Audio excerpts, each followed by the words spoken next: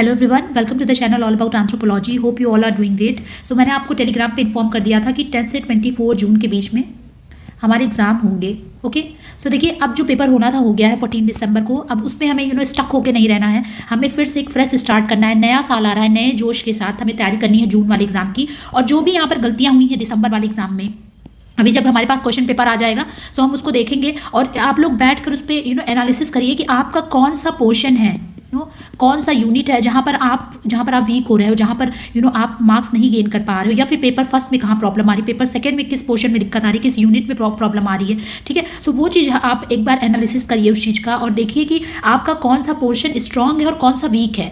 और कहीं ऐसा तो नहीं कि आपको जो चीज़ आपकी तैयार है आप उसी को और पढ़ रहे हो, और जो चीज़ नहीं तैयार है उसको आप कहीं ना कहीं नेग्लेक्ट कर दे रहे हो।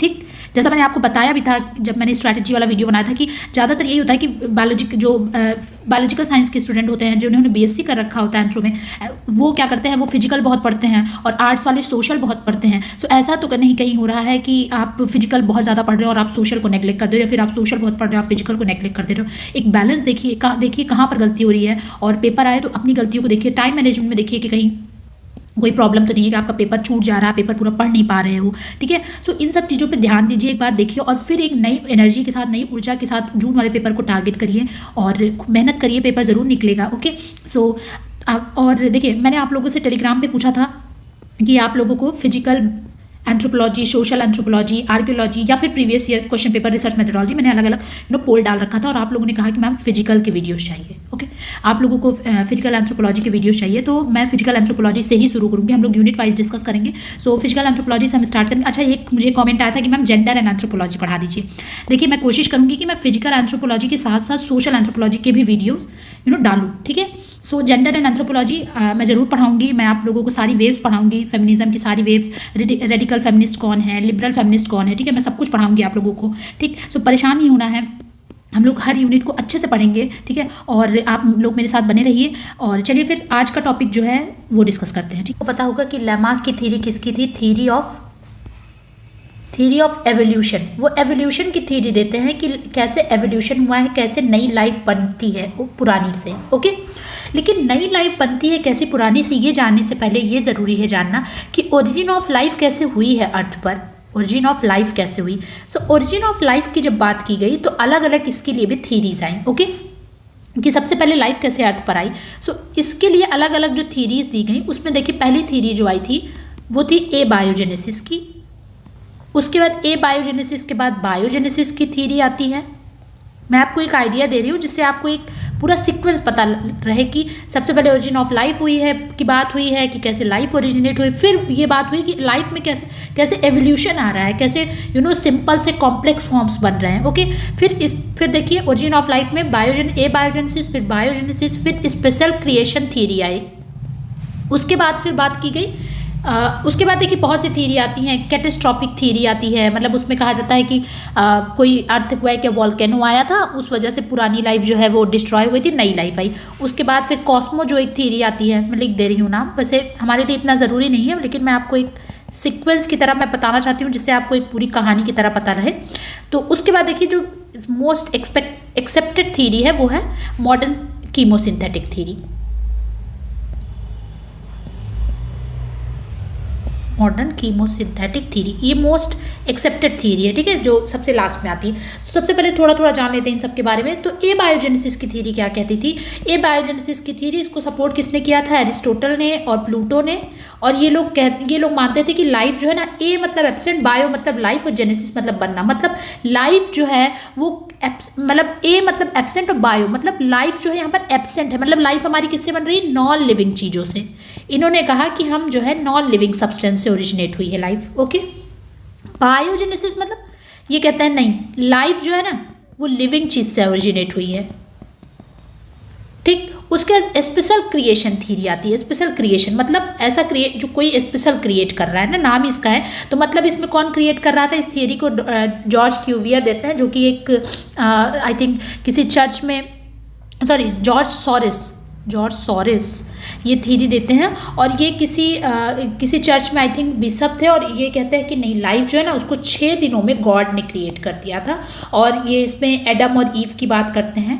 आप सबने इन लोगों का नाम सुना होगा, एडम और ईव का, मनु और श्रद्धा का, कि सबसे पहले यही लाइफ आया था और उनके बच्चे हैं। ओके, सो ये थ्योरी आती है। उसके बाद फिर कॉस्मोजोइक थ्योरी आती है। कॉस्मोजोइक थ्योरी कहती है कि लाइफ जो है ना वो किसी दूसरे प्लैनेट से स्पोर्स के फॉर्म में आई थी। इसको रिटजर वगैरह, रिटजर, प्रे, इसमें अलग अलग बायोलॉजिस्ट थे जिन्होंने इस थ्योरी को सपोर्ट किया था। उन्होंने कहा कि लाइफ जो है ना वो स्पोर्स के फॉर्म में इसको, इस स्पोर्स को इन्होंने और क्या बोला था, इस स्पोर को इन्होंने नाम दिया था पैंसपर्मिया।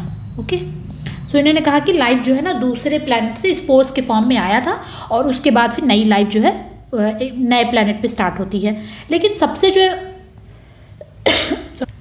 सबसे जो लास्ट में थ्योरी आती है modern chemosynthetic theory. Modern chemosynthetic theory जिसको दिया किसने था, इसको और क्या, इसका और एक नाम है बायोजेनेसिस। मतलब इसमें दोनों मिक्स है, मतलब इसमें ये कह रहा है कि नॉन लिविंग और लिविंग दोनों से लाइफ बन रही। कैसे बन रही देखिए, इसमें ये क्या कहते हैं, इस थ्योरी को किसने सबसे पहले दिया था, इस थ्योरी को दिया था A.I. ओपैरिन। और ये एग्जाम पॉइंट्स हमारे लिए बहुत ज़रूरी है। क्यों ज़रूरी है देखिए, A.I. ओपैरिन की बुक पूछी गई है एग्जाम में, ठीक है, PYQ में आया है, इनकी बुक पूछी गई है A.I. ओपैरिन की। और वो बुक कौन सी है, वो बुक है ओरिजिन ऑफ, इसी वजह से ये पूछी गई है क्योंकि ये एक बुक से सिमिलर, ओरिजिन ऑफ लाइफ किस ईयर में आई थी, इन द ईयर 1936 में। ओके, सो देखिए A.I. ओपैरिन की ये बुक थी ओरिजिन ऑफ लाइफ। और इस बुक को पूछा क्यों जाता है, इस बुक को पूछा जाता है बिकॉज डार्विन की जो बुक है ओरिजिन ऑफ स्पीसीज, तो ये हमें कंफ्यूज करने के लिए बुक दी जाती है। तो हमें कंफ्यूज नहीं होना है, आप इसको नोट कर लीजिए। ये बुक आई थी 1859 में। मैं आपको ईयर भी बता दे रही हूँ बिकॉज हो सकता है कि अगर ये बुक मैचिंग में आई है तो कभी ये बुक सीक्वेंस में भी लगाने को दे दें, या फिर इन साइंटिस्ट, इन बायोलॉजिस्ट को दे दे सीक्वेंस में लगाने को, क्योंकि पहले ओपैरिन आए कि पहले डार्विन आए। तो कई बार क्या होता है कि ना हमें जब बुक का आइडिया रहता है तो हम उस हिसाब से भी सीक्वेंस में लगा लेते हैं कि अच्छा इनकी बुक बाद में आई थी, इनकी बुक लेट आई थी, और कई बार ये इसका फ़ायदा होता है एग्जाम में, ठीक है। तो यहाँ पर इसी वजह से मैं आपको ये बता रही हूँ कि डार्विन की बुक ओरिजिन ऑफ स्पीसीज है और इनकी बुक ओरिजिन ऑफ लाइफ है। सो ये कई बार इसी वजह से एग्जाम में पूछा जाता है। सो आपको ये चीज़ हमेशा दिमाग में रखना है कि डार्विन जो है वो ओरिजिन ऑफ स्पीसीज़ हैं और ये ओरिजिन ऑफ लाइफ है, ठीक है, इतना। और ईयर भी 1936, 1859। ओके, चलिए अब देखिए ये जो हम बात कर रहे थे A.I. ओपैरिन की, तो A.I. ओपैरिन जब मॉडर्न कीमोसिंथेटिक थ्योरी देते हैं तो उसमें ये कहते हैं कि लाइफ जो है ना वो 8 स्टेप्स में बनी हुई है, ठीक है। और किससे बनी हुई है, इसका नाम ही देखिए कीमो सिंथेटिक थ्योरी, मतलब कहीं ना कहीं हमारी लाइफ किससे बनी है, केमिकल से बनी हुई है। ओके, केमिकल से बनी है। और 8 स्टेप्स में ये बताते हैं कि कैसे लाइफ बनी है। तो इसमें 8 स्टेप में ये क्या क्या बताते हैं, 8 स्टेप में ये कहते हैं कि लाइफ, सबसे पहले हमारी लाइफ जो है एटॉमिक स्टेज से शुरू होती है। उसके बाद फिर हमारी लाइफ जो है वो सिंपल मॉलिक्यूलर स्टेज पे आती है, मतलब एटम्स मिलकर क्या बनाते हैं, मॉलिक्यूल्स बनाते हैं। मतलब इन्होंने कहा कि पहले जो कार्बन, नाइट्रोजन, ये सब एटमॉस्फेयर में ऐसे ही थे, हाइड्रोजन, उसके बाद ये मिलते हैं और ये सिंपल मॉलिक्यूलर कंपाउंड्स बनाते हैं। ओके, सो ये जैसे कार्बन, हाइड्रोजन ये मिलके H2 बना लेता है, फिर हाइड्रोजन मिलके NH3 बना लेते हैं। ऐसे अलग अलग सिंपल मॉलिक्यूल्स बनते हैं। उसके बाद ये कहते हैं कि सिंपल मॉलिक्यूल के बाद सिंपल ऑर्गेनिक मॉलिक्यूलर स्टेज आता है, मैं इसको जल्दी से ख़त्म करती हूँ बिकॉज उतना हमारे लिए ज़रूरी नहीं, बस आपको एक आइडिया मिल जाए। तो ये कहते हैं कि ये मॉलिक्यूल मिलकर जैसे CH4 मीथेन और ये वाटर मिलकर बना लेते हैं, शुगर बना लेते हैं, ठीक है। फिर शुगर मिलकर फिर ये बात करते हैं कि नहीं, फिर ये कहते हैं कि फिर अगले स्टेज में ये कहते हैं कि कॉम्प्लेक्स मॉलिक्यूलर स्टेज आता है जिसमें शुगर प्लस शुगर मिलकर क्या बना लेते हैं, पॉलीसेक्राइड बना लेते हैं ना। ऐसे फिर ये ऐसे धीरे धीरे, मतलब लास्टली ये कहते हैं कि अच्छा न्यूक्लियोटाइड मिलकर न्यूक्लिक एसिड बनाते हैं। और आपको पता है कि हम लोग किससे बने हुए हैं, DNA से बने हुए हैं, ठीक है। तो न्यूक्लिक एसिड की ये बात करते हैं, ठीक। सो ऐसे ये अलग अलग स्टेप्स की बात करते हैं। 1 सेकेंड, हाँ। सो ऐसे ये अलग अलग स्टेप में बताते हैं कि लाइफ ऐसे फॉर्म हुई थी। और इनको सपोर्ट करने के लिए ना, इनकी थ्योरी को सपोर्ट करने के लिए आप लोगों ने पढ़ा होगा, आप में से जो स्टूडेंट होंगे 11th 12th में बायोलॉजी जिन्होंने पढ़ रखी होगी, सो उन लोगों ने पढ़ा होगा उनका 1 सेकेंड, उन लोगों ने यूरे और मिलर का एक्सपेरिमेंट पढ़ रखा होगा कि यूरे और मिलर ने इनकी थ्योरी को सपोर्ट करने के लिए, यूरे और मिलर ने एक एक्सपेरिमेंट भी किया था ना, स्पार्क डिस्चार्ज एक्सपेरिमेंट जिसको बोलते हैं। और उन्होंने इन सारे केमिकल्स को एक जार के अंदर डालकर उसको क्या किया था, उसको छोड़ दिया था कई दिनों के लिए, और लास्टली जब वो लास्ट में उसका जो सब्सटेंस बचता है उसको जब उसको वो लोग टेस्ट करते हैं तो उनको शुगर, एस्पार्टिक एसिड, मतलब जितने भी हमारी लाइफ जिससे बनी हुई है, जिन एलिमेंट से, जिन बायोमोलिक्यूल से, वो उनको मिलता है, और फिर वो इससे प्रूव करते हैं कि हमारी लाइफ जो है वो इन्हीं बायोमोलिक्यूल से बनी। और फिर वो कहते हैं कि ये बायोमोलिक्यूल्स बनने के बाद जो है हमारी सबसे पहले क्या बनते हैं, कोइसरवेट्स बनते हैं, देन उसके बाद फिर वायरसेस बनते हैं, उसके बाद ये कहते हैं कि अलग अलग स्टेप बताते हैं कि फिर प्रोकैरियोटिक लाइफ आती है, प्रोकैरियोटिक लाइफ के बाद ऑटोट्रॉपिक लाइफ आती है, और लाइफ आती है सॉरी, और उसके बाद फिर फाइनली जो है वो यूकैरियोटिक लाइफ आती है। ठीक है, सो ये सारे स्टेप थे ओरिजिन ऑफ लाइफ के। सो ये तो ओरिजिन ऑफ लाइफ तो हो गई, लाइफ ओरिजिन हो गई, ठीक है, चलिए ओरिजिन तो हो गई, लेकिन लाइफ एक जैसी थोड़ी न थी। लाइफ जो है वो धीरे धीरे टाइम के हिसाब से लाइफ क्या होती, लोग क्या, जो चीज़ें थी वो क्या हो रही थी, इवॉल्व हो रही थी, है कि नहीं। चीज़ें क्या थी, इवॉल्व हो रही थी।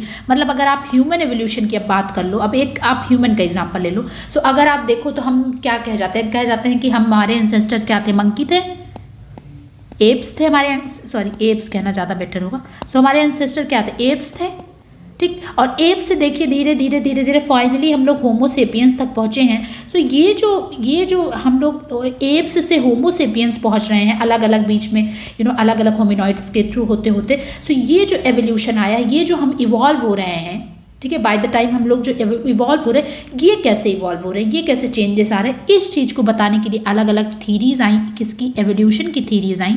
और उसमें जो पहली थीरी के बारे में हम लोग बात करते हैं वो किसकी बात करते हैं, लैमार्क की। ओके, सो आपको आई होप एक बेस मिल गया होगा। सो आइए अब समझते हैं कि लैमार्क की थीरी एग्जैक्टली थी क्या।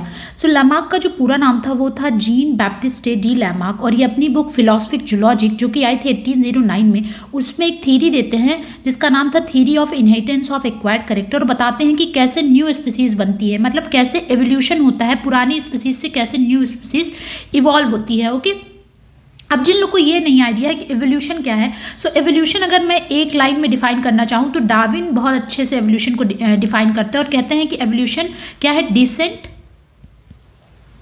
With modification. मतलब जो भी नई स्पीसीज बनेगी, जो भी जब भी स्पेसिएशन होगा, सो जब नई स्पीसीज बनेगी वो क्या होगी, मॉडिफाइड वर्जन होगी पुराने की। ठीक है, तो वही इवोल्यूशन है कि नई स्पीसीज बन रही, इवॉल्व हो रही है चीज़ें। ठीक है, so decent with modification define करते हैं ऐसे डार्विन जो है एवोल्यूशन को। सो यहाँ पर भी लैमार्क क्या कोशिश कर रहे हैं, लैमार्क बताने की कोशिश कर रहे हैं कि कैसे इवोल्यूशन हो रहा है, कैसे डिसेंट मॉडिफाइड होकर आ रहा है, उस पूरी प्रोसेस को अपनी थीरी के थ्रू समझाने की कोशिश कर रहे हैं लैमार्क। ठीक, सो लैमार्क की जो थीरी थी क्या थी, theory of inheritance of acquired character. अब देखिए एग्जाम में कहाँ से क्वेश्चन आया मैं आपको बता देती हूँ। इनकी बुक पूछी गई है, फिलोसफिक जूलॉजिक किसकी बुक है। ओके, ईयर भी हमारे लिए इंपॉर्टेंट है क्योंकि कई बार बुक को अरेंज करने के लिए दे दिया जाता है क्रोनोलॉजिकल ऑर्डर में। उसके बाद फिर ये पूछा गया है कि theory of inheritance of acquired character किसकी थ्योरी है, तो आपको ये पता होना चाहिए। और तीसरी चीज़ ये पता होनी चाहिए कि लैमार्क जो है वो डार्विन से पहले आए हैं, लैमार्क की थ्योरी पहले आई है, फिर डार्विन की थ्योरी आई है, बिकॉज ये क्वेश्चन आता है सिक्वेंस में अरेंज करने को भी। ओके, सो यहाँ से इतने क्वेश्चन आए हैं एग्जाम में, PYQ आएंगे नहीं, आए हैं। ओके, सो हमारे लिए इंपॉर्टेंट हो जाता है। चलिए आगे देखते हैं। अब देखिए लैमार्क अपनी थ्योरी में अलग अलग पोस्टुलेट्स देते हैं समझाने के लिए कि कैसे स्पेसिएशन हो रही है, कैसे एवोल्यूशन हो रहा है, कैसे नई स्पीसीज बन रही है। सो पहला ये बताते हैं कि tendency to grow in size, मतलब ये कहते हैं कि हर ऑर्गेनिज्म के अंदर एक टेंडेंसी होती है, एक इनर टेंडेंसी होती है, एक इंटरनल फोर्स ऑफ लाइफ होता है, जिसके थ्रू क्या होता है कि उनकी जो बॉडी पार्ट है, जो ऑर्गन्स है, उनके अंदर क्या होते हैं, tendency to grow in size, मतलब इंक्रीज हो सकती है। जो बॉडी पार्ट है उसके अंदर एक टेंडेंसी हो सकती है, उसकी साइज जो है वो बढ़ सकती है समय के साथ। पहली चीज़ ये कहते हैं। दूसरी चीज़ क्या कहते हैं, दूसरी चीज़ ये कहते हैं कि new organs as a result of need, मतलब ये कहते हैं कि नए ऑर्गन जो होते हैं फॉर्म हो जाते हैं जब जो ऑर्गेनिज्म है वो किसी नए मोड ऑफ लाइफ या फिर नई हैबिट को अडॉप्ट करता है, किसी नई किसी नई इन्वायरमेंट में रहने जाता है। सो अगर उसको न्यू ऑर्गन की ज़रूरत होती है तो वो न्यू नीड के अकॉर्डिंग वो न्यू ऑर्गन जो है वो फॉर्म हो जाता है। ओके, तीसरी बात ये कहते हैं use and disuse of organ. ये कहते हैं कि अगर आप किसी ऑर्गन का ज़्यादा यूज़ करोगे, कॉन्टीन्यूअस यूज़ करोगे, तो वो ज़्यादा डेवलप हो जाएगा। वाइल अगर आप किसी ऑर्गन का कॉन्टीन्यूअस डिसयूज़ करोगे सो वो ऑर्गन क्या हो जाएगा, डीजेनरेट हो जाएगा। इसको ऐसे ही समझिए, जैसे आप किसी दोस्त के साथ अगर ज़्यादा मिलेंगे जुलेंगे तो उसके साथ आपकी दोस्ती और गहरी हो जाएगी और पक्की हो जाएगी, लेकिन आप उसी दूसरी जगह अगर किसी दोस्त से आपका कनेक्शन कट हो जाएगा तो धीरे धीरे आपकी दोस्ती उससे ख़त्म हो जाएगी, ठीक है। सो वैसे यहाँ पर कहना है कि जिस ऑर्गन का ज़्यादा यूज़ करोगे वो ज़्यादा डेवलप होगा, जिसका डिस यूज़ करोगे, कॉन्टिन्यूस डिस यूज़ करोगे, वो क्या हो जाएगा, वो डीजनरेट कर जाएगा, ठीक है। लास्ट जो पोस्टुलेट था इनकी थ्योरी का वो है इनहेरिटेंस ऑफ एक्वायर्ड कैरेक्टर, जो कि सबसे फेमस हुआ। ये कहते हैं कि जो भी चेंजेस कोई ऑर्गेनिज्म अपनी लाइफ टाइम में एक्वायर करता है वो क्या हो जाता है, वो ट्रांसमिट हो जाता है नेक्स्ट जनरेशन को by the process of inheritance, और इस प्रोसेस के थ्रू नई स्पीसीज बनती है। मतलब आप जो भी चेंजेस, अगर आप एक इंडिविजुअल हैं, आप अपनी लाइफ में जो भी चेंजेस आपकी लाइफ में हो रही है वो आप क्या करोगे, इनहेरिटेंस के थ्रू नेक्स्ट जनरेशन में ट्रांसफर कर दोगे और इसके थ्रू एक नई स्पीसीज बनेगी, ओके।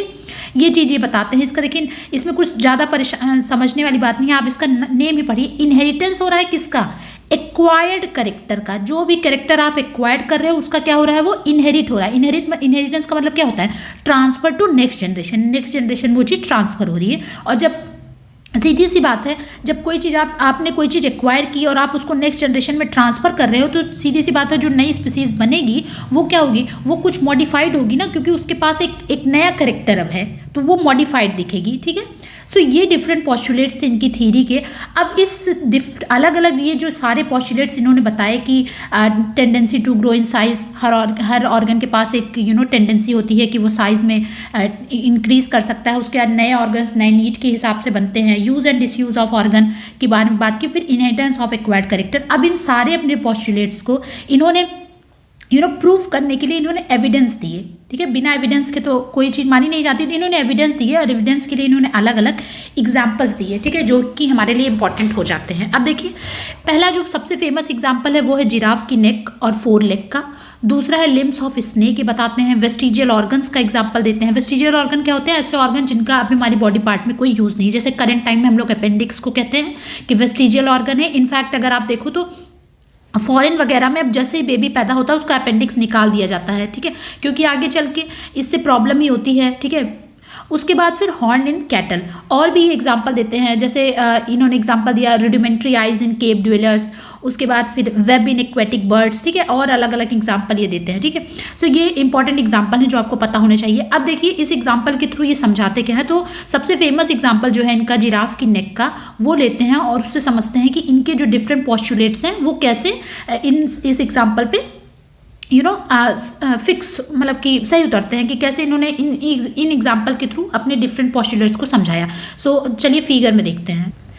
सो यहाँ पर अगर आप देखिए तो यहाँ पर ये फिगर है जिराफ की नेक का, और इसमें समझाया जा रहा है कि देखिए जैसे पहला इनका जो पॉस्टुलेट था कि हर ऑर्गन के पास टेंडेंसी होती है कि वो हर ऑर्गन या फिर ऑर्गेनिज्म के, ठीक है, मतलब बॉडी पार्ट भी और ऑर्गेनिज्म के पास ये टेंडेंसी होती है कि उसके बॉडी पार्ट जो होते हैं वो इंक्रीज कर सकते हैं साइज में। तो देखिए यहाँ पर जनरेशन आफ्टर जनरेशन जो नेक की साइज है वो क्या हो रही है, इंक्रीज हो रही है, ओके।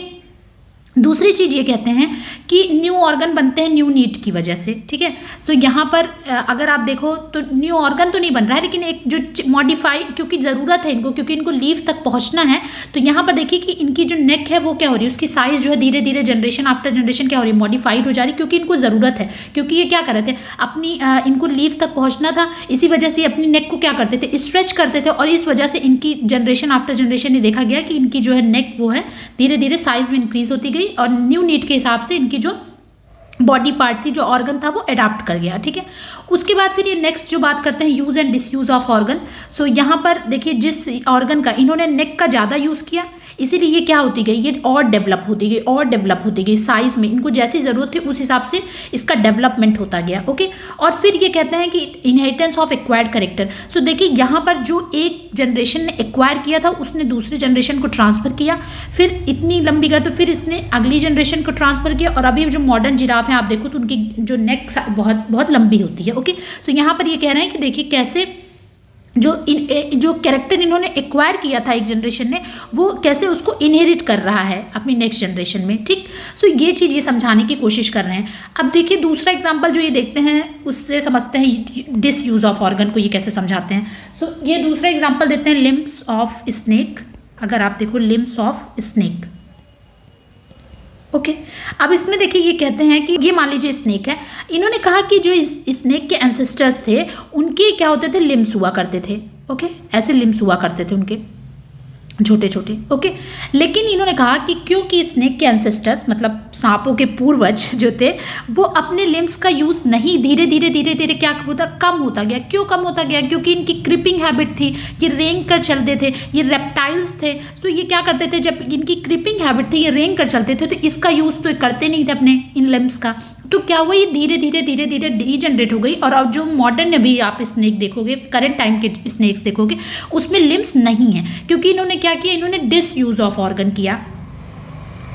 ठीक है, मतलब आप डिसरिस्पेक्ट कर रहे थे, इसलिए वो धीरे धीरे कहा कि भाई मेरी कोई ज़रूरत ही नहीं है, तो अब मैं क्यों रहूँ उनकी बॉडी पार्ट में। तो धीरे धीरे क्या हो गया, डीजनरेट हो गया ना। सो ये इसको ऐसे समझाते हैं। ऐसे ही एग्जांपल देते हैं हॉर्न ऑफ कैटल का, कैटल्स की हॉर्न का एग्जांपल देते हैं और कहते हैं कि जो पुरानी कैटल्स थी उसमें हॉर्न नहीं थी, ठीक है।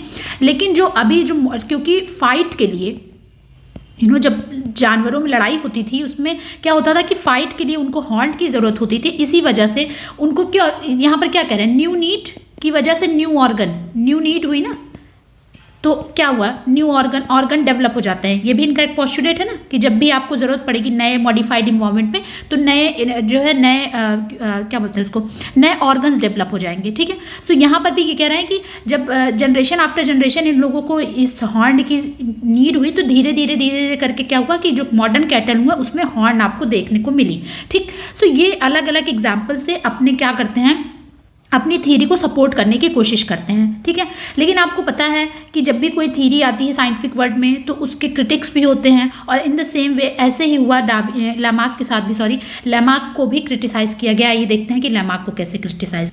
सो यहाँ पर देखिए हम लोग बात करते हैं अब क्रिटिसिज्म ऑफ लैमार्किज्म की, लैमार्क को कैसे क्रिटिसाइज किया गया। सो लैमार्क को क्रिटिसाइज किया था जॉर्ज क्यूवियर ने, और इनका सबसे बड़ा जो क्रिटिसिज्म हुआ था वो किसका था, theory of inheritance of acquired character. Okay, inheritance of acquired character जो थी, इनकी थ्योरी जो थी, इसको सबसे ज़्यादा क्रिटिसाइज किया गया, और अलग अलग लोगों ने अलग अलग एग्जाम्पल के थ्रू इसको क्रिटिसाइज किया। सबसे देखिए सबसे जो फेमस क्रिटिसिज्म था लैमार्किज्म का वो थे अगस्ट विशमैन ने किया था। ठीक है, और अगस्ट विशमैन ने अपनी जंप प्लाज्म थ्योरी दी इनको क्रिटिसाइज करके। ठीक है, कि कहाँ पर इनकी थ्योरी जो है वो गलत है। ठीक, सो इसके लिए अगस्ट विशमैन जो क्रिटिसाइज करने के लिए एक एक्सपेरिमेंट करते हैं, म्यूटिलेशन एक्सपेरिमेंट। इसमें ये क्या करते हैं, इसमें ये माइस लेते हैं, वाइट माइस, और इन वाइट माइस का ये क्या करते हैं 20 जनरेशन तक, ठीक है, लगातार 20 जनरेशन तक ये इसकी क्या कर देते थे, टेल कट कर देते थे। जैसे माइस होता था उसकी टेल कट कर देते थे, और इन्होंने 20 जनरेशन तक ऐसा किया। लेकिन ये हर जनरेशन में जब नया माइस मतलब जब नया माउस पैदा होता था तो उसमें क्या होता था कि वो टेललेस नहीं होता था। ठीक है, जो जितने भी चूहे उसके बाद हुए उन सब में प्रॉपर उनकी टेल हुआ करती थी। और इन्होंने कहा कि लैमार्क तो कहते हैं कि इनहेरिटेंस ऑफ एक्वायर्ड कैरेक्टर होता है कि आप जो एक्वायर करते हो वो आप इनहेरिट करते हो। यहाँ तो मैं जो टेल है उसको कट कर दे रहा हूँ, टेल जो है उसको कट कर रहा हूँ। इसके बावजूद भी जो नए रैट्स हो रहे हैं उनमें क्या है, उनमें प्रॉपर टेल है, उनमें प्रॉपर टेल है। सो ये इस चीज़ को ये ऐसे इनको क्रिटिसाइज़ करते हैं और फिर अपनी थ्योरी देते हैं, और वो थ्योरी थी जंप प्लाज्म थ्योरी। ये भी एग्जाम में पूछी गई है, 1892 में आई थी जंप प्लाज्म थ्योरी, और हमारे लिए इसलिए वजह से इंपॉर्टेंट हो जाती है। अगस्ट विशमैन भी पेपर में आए हैं मैचिंग में, और जंप प्लाज्म थ्योरी भी पूछी गई है कि किसकी थी। ठीक है, सो आपको ये पता होना चाहिए कि पहली चीज़ कि अगस्ट विशमैन ने किसको क्रिटिसाइज़ करके ये थ्योरी दी थी, तो लैमार्किज्म को क्रिटिसाइज़ करके ये थ्योरी दी थी अपनी। जंप प्लाज्म थ्योरी किसकी है, अगस्ट विशमैन की है, और किस ईयर में आई थी, 1892 में आई थी। तो आपको इतनी चीज़ पता होनी चाहिए। ओके, और इन्होंने कौन सा एक्सपेरिमेंट किया था, म्यूटिलेशन एक्सपेरिमेंट ऑन वाइट माइस। ठीक है, अब ये अपनी थ्योरी में क्या बताते हैं, जंप प्लाज्म थ्योरी भी यही समझ लेते हैं हम लोग। जंप प्लाज्म थ्योरी में ये बताते हैं कि ऐसा नहीं है कि जो कैरेक्टर है वो इनहेरिट हो जाता है, जो भी हम एक्वायर करते हैं उसको इनहेरिट कर देते हैं। ये कहते हैं नहीं, ये कहते हैं हमारा जो प्रोटोप्लाज्म है वो 2 पार्ट में डिवाइड है, एक है सोमैटोप्लाज्म और दूसरा है जंप प्लाज्म। ये कहते हैं जो भी कैरेक्टर सोमैटोप्लाज्म में होता है वो ट्रांसफर नहीं होता। ठीक है, सोमैटोप्लाज्म का केवल काम है बॉडी को ऑर्गेनाइज करना, बॉडी ऑर्गेनाइजेशन का काम है इसका। ठीक है, लेकिन ये कहते हैं कि जो भी कैरेक्टर, ठीक है, हमारे जंप प्लाज्म में आते हैं, जंप प्लाज्म जो है ये रिस्पॉन्सिबल है हेरिडिटी के लिए। ठीक है। हेरिडिटी ट्रांसफ़र के लिए जर्मप्लाज्म जो है वो एक रिस्पॉन्सिबल है, और सोमेटोप्लाज्म में अगर कोई ऐसा कैरेक्टर है तो वो नहीं ट्रांसफर, लेकिन जर्मप्लाज्म में अगर कोई चेंजेस आता है, अगर कोई एवोल्यूशन, अगर कोई म्यूटेशन होता है तो वो नेक्स्ट जनरेशन में ट्रांसफ़र होगा, और इस तरीके से नई स्पीसीज बनती हैं, इस तरीके से एवोल्यूशन होता है, और इसको ये कहते हैं theory of continuity of germplasm या फिर जर्मप्लाज्म थ्योरी बोलते हैं। ओके, ठीक है। आई होप आपको समझ में आया होगा। ये कह रहे हैं कि प्रोटोप्लाज्म 2 पार्ट में डिवाइड है, सोमेटोप्लाज्म एंड जर्मप्लाज्म। सोमेटोप्लाज्म में कुछ होगा तो कोई मतलब नहीं, इसका केवल काम है बॉडी को ऑर्गेनाइज करना, लेकिन अगर कोई चेंज जर्मप्लाज्म में होता है तो वो हेरिडिटरी हो जाएगा, वो ट्रांसफर होगा नेक्स्ट जनरेशन में, और इस तरीके से नई स्पीसीज इवॉल्व होगी, एवोल्यूशन होगा। ओके, सो ये था पूरा। और देखिए, और एक एग्जाम्पल जो आपको जरूर देखिए, हम अगर आपको देना है लामार्किज्म को क्रिटिसाइज करने के लिए, ठीक है, अगर आप आप पीजी के स्टूडेंट हो, यूजी के स्टूडेंट हो, आपको लिखना हो तो आप एक बहुत अच्छा एग्जांपल दे सकते हो, वो है piercing of ear and nose in women. अगर आप देखो तो हर मतलब कोई भी जनरेशन हो, मदर हो, फिर उसका उसकी डॉटर हो, फिर नेक्स्ट जनरेशन हो, हर जनरेशन में अगर आप देखो तो जो बोरिंग और piercing of ear and nose ये बहुत कॉमन है, होता है। लेकिन ऐसा नहीं देखा गया कि कोई बच्चा जो है, जो कोई चाइल्ड जो है वो पैदा हो और उसकी ऑलरेडी जो है उसकी जो उसकी नोज़ हो या फिर उसके ईयर हो, उसमें प्रीचिंग ऑलरेडी हुई हो, उसमें कान में छेद हो उसके, ऐसा नहीं देखा गया। और ये कहते हैं, लामार्क कहते हैं कि नहीं, आप जो कैरेक्टर एक्वायर करते हो उसको आप ट्रांसमिट करते हो, तो कहाँ कोई बच्चा हो रहा है कि हाँ उसके ऑलरेडी उसके नोज़ में या फिर उसके ईयर में ऑलरेडी प्रीचिंग हुई हो, ऑलरेडी उसके कान या नाक में छेद हुआ हो, ठीक है। सो ये भी एक एग्जाम्पल है कि जो कि लामार्क को कहीं ना कहीं लामार्क का क्रिटिसिज्म है, तो आप ये भी लिख सकते हो कि ये भी बहुत एक इम्पॉर्टेंट एग्जाम्पल है, ठीक। सो ये था लामार्किज्म के बारे में। आई होप आपको समझ में आया होगा। एक बार मैं फिर से बता देती हूँ कि लामार्किज्म इसकी इंपॉर्टेंट है, इनकी बुक थी फिलोसफिक जूलॉजी, ये इन्होंने theory of inheritance of acquired character. अच्छा, इसके अलावा ये भी अगर कहीं लिखा है कि theory of use and disuse of organ, use and disuse of organ अगर लिखा है, theory of inheritance of acquired character लिखा है, लामार्किज्म लिखा है, तो आपको सबको यही समझना है कि ये लामार्क की थ्योरी के बारे में बात हो रही है। ओके, उसके बाद इनके पोस्टुलेट्स की हर ऑर्गन के पास टेंडेंसी होती है साइज में ग्रो होने की, नए ऑर्गन नए नीड की वजह से बनते हैं, use and disuse of organ और इनहेरिटेंस ऑफ एक्वायर्ड कैरेक्टर। और फिर इन्होंने अलग अलग एग्जाम्पल से अपने डिफरेंट पोस्टुलेट्स जो थ्योरी के उसको प्रूव करने की कोशिश की, जैसा मैंने आपको समझाया। और फिर इनका क्रिटिसिज्म होता है। अब ये क्रिटिसाइज तो कर दिए गए, लेकिन आपको पता है कि जब भी कोई चीज़ क्रिटिसाइज़ की जाती है, आपको अगर किसी ने कहा कि आपकी मैंने कॉपी चेक की और मैंने कहा कि इसमें ये मिस्टेक है, तो आप क्या करोगे, उसको फिर से सुधार कर, उसको फिर से उसको अपनी गलतियों को रेक्टिफाई करके आप फिर से मेरे सामने प्रेजेंट करोगे ना। तो यही सेम चीज़ हुआ, लामार्क की थ्योरी क्रिटिसाइज़ की गई और फिर उसके रिस्पॉन्स में आई नियो लामार्किज्म की थ्योरी, जिसको हम लोग अगले वीडियो में समझेंगे कि नियो लामार्किज्म की थ्योरी क्या थी, ये क्या कहता था। और नियो लामार्किज्म के साथ एक कॉन्सेप्ट और समझेंगे जो है एपिजेनेटिक्स का, जो कि हमारे लिए बहुत ज़रूरी है। ओके, सो इन दोनों कॉन्सेप्ट को समझेंगे और देखेंगे कैसे दोनों सिमिलर हैं, कैसे क्यों दोनों को एक साथ पढ़ा जाता है। ओके, सो ये था लामार्क की थ्योरी। आई होप आपको अच्छे से समझ में आई होगी। अगर आपको कोई भी डाउट है तो आप मुझे कमेंट बॉक्स में लिख के बताएं कि मैम यहाँ ये चीज़ नहीं समझ में आई है। ओके, मैं आपको न्यू लामार्किज्म में समझाऊंगी। और अगर वीडियो अच्छी लगी हो तो like share subscribe. Thank you for watching. God bless you all.